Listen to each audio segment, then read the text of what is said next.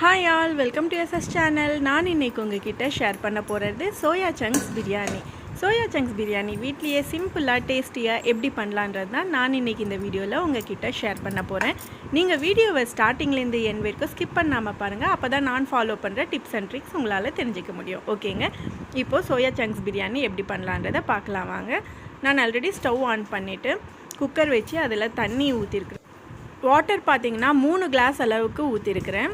அதில் கொஞ்சமாக salt add பண்ணிவிட்டு நான் 1 கிளாஸ் பாஸ்மதி ரைஸ் எடுத்திருக்கேன். அதுக்கு 3 கைப்பிடி அளவு சோயா சங்க்ஸ் எடுத்திருக்கிறேன். இப்போ சோயா சங்க்ஸ் வந்து எக்ஸாக்டாக ஒரு 7 மினிட்ஸ் நல்லா பாயில் ஆகட்டும். ஸ்டவ் ஆன் பண்ணி வைங்க.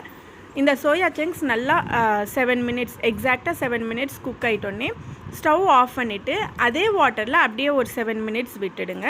அதுக்கு அடுத்தது நீங்கள் ஃபில்டர் பண்ணிவிட்டு இதில் வந்து நார்மல் சில்லுன்னு தண்ணி ஊற்றிட்டு இதை போல் சோயா சங்க்ஸை வந்து தண்ணி இல்லாமல் ஃபுல்லாக பிழிஞ்சி எடுத்துக்கணும். கொஞ்சம் தண்ணி இருந்தால் கூட டேஸ்ட் வந்து நல்லா இருக்காது. ஓகேங்க, இப்போ சோயா சங்க்ஸ் எல்லாமே நம்ம வந்து பிழிஞ்சி ஸ்க்வீஸ் பண்ணிவிட்டு எடுத்துட்டோம். இப்போது இதில் கர்டு 3 டேபிள் ஸ்பூன் அளவுக்கு நான் எடுத்துருக்கிறேன். நெக்ஸ்ட்டு கொஞ்சமாக மஞ்சள் தூள், கொஞ்சமாக சால்ட், அப்புறம் மிளகாய்த்தூளில் இதில் மல்லித்தூள் கூட ஆட் பண்ணிடுறேன்.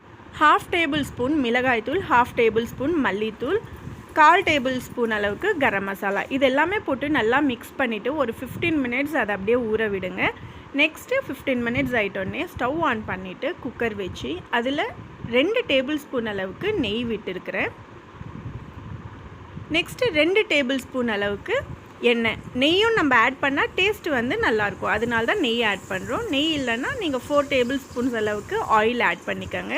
எண்ணெய் நல்லா காஞ்சதுமே பிரிஞ்சி இலை 2, கிராம்பு 5, பட்டை 2 துண்டு எடுத்து அது குட்டி குட்டியாக கட் பண்ணி போட்டிருக்கேன். கல்பாசி கொஞ்சமாக எடுத்துக்கோங்க. இதெல்லாமே நல்லா பொரியட்டும் எண்ணெயில். நீங்கள் நெய் வந்து லாஸ்ட்டாக கூட மேலே ஆட் பண்ணிக்கலாம். ஸ்டார்டிங்லேயே நீங்கள் ஆட் பண்ணலன்னா லாஸ்ட்டாக ஸ்டவ் எல்லாம் ஆஃப் பண்ணிவிட்டு கூட நீங்கள் அப்போ ஆட் பண்ணிக்கலாம். இதுக்கடுத்தது மீடியம் சைஸ் வெங்காயம் 2 நீளமாக கட் பண்ணி எடுத்துருக்கிறேன். வெங்காயம் வந்து நல்லா மெலிசாக கட் பண்ணிக்கோங்க, அப்போ தான் டேஸ்ட்டு கூட நல்லாயிருக்கும். இது வந்து ஒரு நியர்லி ஒரு 2 to 3 மினிட்ஸ் நல்லா ஃப்ரை பண்ணுங்கள். அதுக்கடுத்தது கொஞ்சமாக சால்ட் போட்டுக்கோங்க. ஆல்ரெடி சோயா சங்க்ஸில் நம்ம பாயில் பண்ண சொல்லவும் சால்ட் போட்டிருக்கோம். நெக்ஸ்ட்டு மசாலாலாம் ஆட் பண்ண சொல்லவும் சால்ட் போட்டிருக்கோம் இல்லையா. ஸோ சால்ட் போட சொல்ல கொஞ்சம் கேர்ஃபுல்லாக போட்டுக்கோங்க. ஒரு 3 மினிட்ஸ் ஆனியன் நல்லா வதக்கிட்டோன்னே மீடியம் சைஸ் அளவுக்கு தக்காளி 1, அதுவும் நீளமாக கட் பண்ணியிருக்கேன். நெக்ஸ்ட்டு இஞ்சி பூண்டு விழுது 1 டேபிள் ஸ்பூன் அளவு எடுத்து இது எல்லாமே நம்ம நல்லா ஃப்ரை பண்ணணும். நியர்லி பார்த்திங்கன்னா ஒரு 3 to 4 மினிட்ஸ் நீங்கள் நல்லா ஃப்ரை பண்ணிட்டோன்னே புதினா வந்து பொடியாக கட் பண்ணி வச்சுருக்கிறேன். அது வந்து ஒரு கைப்பிடி அளவுக்கு. கொத்தமல்லி கொஞ்சமாக ஆட் பண்ணிக்கோங்க. புதினா கொத்தமல்லி எல்லாமே கூட ஒரு 2 மினிட்ஸ் நல்லா ஃப்ரை ஆகட்டும். நீங்கள் இதை போல் புதினா கொத்தமல்லி கட் பண்ணி போட்டு பாருங்கள், டேஸ்ட் வந்து ரொம்பவே நல்லாயிருக்கும். நெக்ஸ்ட்டு 1/4 டேபிள் ஸ்பூன் அளவுக்கு மஞ்சள் தூளும் போட்டு ஒரு முறை நல்லா மிக்ஸ் பண்ணிவிட்டு நெக்ஸ்ட்டு சோயா சங்க்ஸ் எல்லாம் நம்ம வந்து மசாலா போட்டு ஊற வச்சுருக்கோம் இல்லையா, அது கூட நம்ம இப்போ இதில் ஆட் பண்ண போகிறோம். இதுவும் போட்டு நல்லா மிக்ஸ் பண்ணிக்கோங்க. நம்ம ஒவ்வொரு இன்க்ரீடியன்ட் போட சொல்ல நல்லா அந்த எண்ணெயில் வந்து ஃப்ரை பண்ண சொல்ல அதனுடைய டேஸ்ட்டே தனி தாங்க.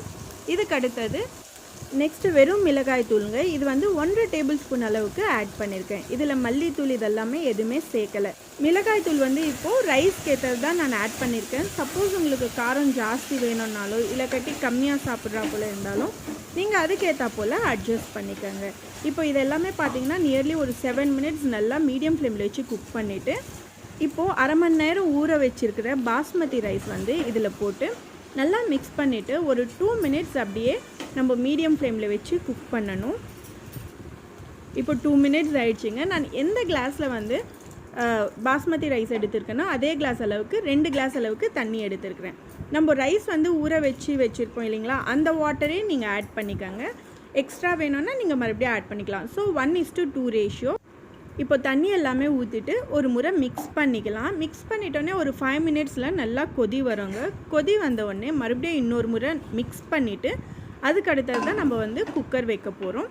குக்கர் மூடி போட்டவுடனே 4 மினிட்ஸ் அதை போல் வெயிட் பண்ணால் அதுக்கு ஸ்டீம் வருங்க. அதுக்கு அடுத்தது விசில் போட்டுடலாம். இப்போ ஹை ஃப்ளேமில் ஒரு விசில் வர வரைக்கும் வெயிட் பண்ணிவிட்டு விசில் வந்ததுமே லோ ஃப்ளேமில் 5 மினிட்ஸ் வச்சுட்டு ஸ்டவ் ஆஃப் பண்ணிவிடுங்க. இப்போது இந்த ஸ்டீம்லாம் போயிட்டோன்னே நம்ம இந்த விசில் எடுத்துகிட்டு ஓப்பன் பண்ணி பார்க்கலாம் பிரியாணி எப்படி வந்திருக்குதுன்னு. வாவ்! சூப்பரா வந்திருக்குதுங்க பிரியாணி. இப்போ நம்ம பிரியாணியை சர்வ் பண்ணிடலாம். ஓகேங்க. இந்த ரெசிபி உங்களுக்கு பிடிச்சிருந்ததுன்னா மறக்காம கமெண்ட் பாக்ஸில் கமெண்ட் பண்ணுங்கள். இந்த வீடியோ பிடிச்சிருந்தா லைக் பண்ணுங்கள், ஷேர் பண்ணுங்கள். மறக்காமல் சப்ஸ்கிரைப் பண்ணிவிட்டு பக்கத்தில் இருக்கிற பெல் பட்டனை ப்ரெஸ் பண்ணுங்கள். அப்போ தான் நான் டெய்லி போஸ்ட் பண்ணுற வீடியோ உங்களுக்கு நோட்டிஃபிகேஷனாக வரும். நான் உங்களை இன்னொரு இன்ட்ரெஸ்டிங்கான வீடியோவில் மீட் பண்ணுறேன். Until then see you. Bye bye.